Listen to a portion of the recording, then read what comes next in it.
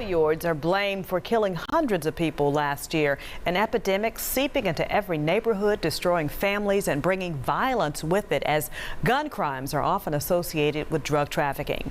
The WREG investigators are digging deeper into problems like this, harming our community, and possible solutions. Our chief investigator, Jessica Gertler, has uncovered startling trends when it comes to the drugs infiltrating the Mid-South and why these disturbing trends are making treatment that much harder. You are in the lead. Don't slow down. Keep moving forward. Every step taken led to this moment. It's a celebration. It's always a celebration for us. A celebration in 201 Poplar, a once bleak place for Regina Reynolds. I was, of course, getting high. For over a decade, Reynolds used methamphetamine to cope with childhood trauma. I thought this was a life, the hand I was dealt, and I was gonna probably die in this. The drugs led to trouble, jail time, and then on October 6, 2022, a traffic stop. I was going to take some drugs to somebody. Police found meth in her car. She was booked and referred to the Shelby County Drug Court, an intensive court-supervised treatment for nonviolent drug offenders. Judge Lee Wilson is in charge. People don't realize that at the root cause of a lot of addiction is trauma. Trauma stemming from things like abuse, mental health, and the violence and killings that increased after the pandemic. To top it off, Judge Wilson says recovery has become even harder due to more drugs in the Mid-South being laced with fentanyl, a synthetic opioid that increases a drug's potency. It is much more addictive than any drug that we've seen before. But at the same time, it is also more lethal. That's right. It only takes a 2-milligram dose to be fatal. And to give you some perspective of what that looks like, that's about 10 to 15 grains of table salt. What's even scarier, Judge Wilson says a lot of folks in the program don't even know they've taken fentanyl until they're tested. I would liken it to someone playing Russian roulette. Fentanyl is a major concern for the Shelby County Health Department, which reports a 465% increase in fatal opioid overdoses from 2007 to 2017. Since then, the numbers have consistently climbed, largely due to fentanyl. 499 people died of a suspected opioid overdose last year.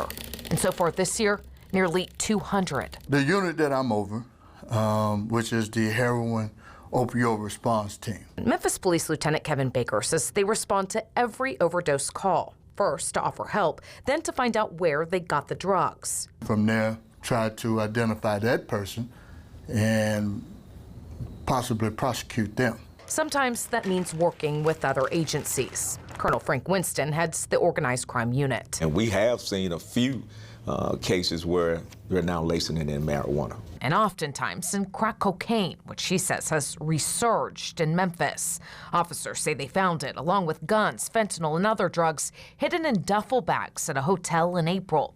2 weeks before that, they found crack cocaine in a home with, again, more guns and fentanyl, nabbing these two.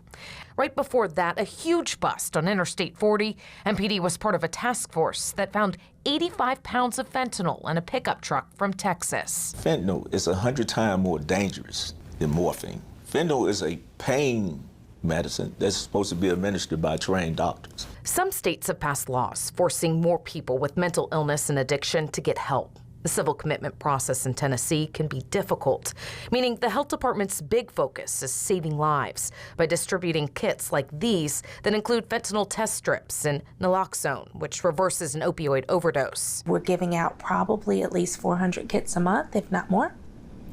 And we are also planning to try out a vending machine. The health department reports this year a majority of suspected fatal opioid overdoses are middle-aged African-American men, and report the areas hit the hardest have been County Districts 7 and 8, which include parts of Berkeley, Highland Heights, downtown, Midtown, Raleigh, and Fraser.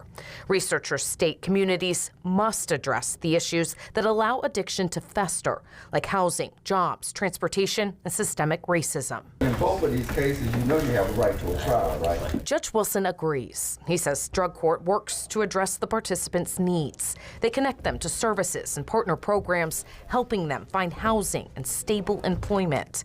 And if they complete drug court, the criminal charges get erased. These people go out and get jobs, and all of a sudden, they are now contributing to the community instead of taking from the community. The court tracks participants 5 years after they graduate. 78% don't reoffend. My clean date's November 11th to 22. Reynolds knew 201 Poplar would change her life. They never gave up on me. But not like this. I'm sorry, y'all. In May, at her drug court graduation, the emotions overwhelming. Her grandson so excited he ran on stage to give her a hug. Just being able to have them back in my life, it fills my heart. She's now working as a peer specialist at a local recovery center, hoping to give insight and inspire others. I feel worthy. I feel like a mother again, a grandmother.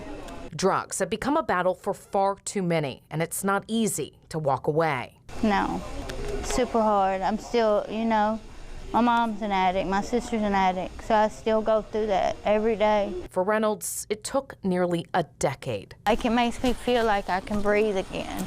Step after step to get to this moment. Investigating for your news leader, Jessica Gertler, WREG News Channel 3. One step at a time. Way to go, Regina. By the way, Judge Wilson says that they do have room to accept about 30 to 40 more people, but the DA's office and the defense attorneys have to agree on those referrals. And for more information on those free harm reduction kits, just go to our website and click on this story. By the way, if you or someone you know is battling a substance use or abuse disorder, call or text the Tennessee Red Line at 800-889-9789. And for full disclosure, Jessica, by the way, sits on the Shelby County Drug Court Foundation Board. We're proud of her for that.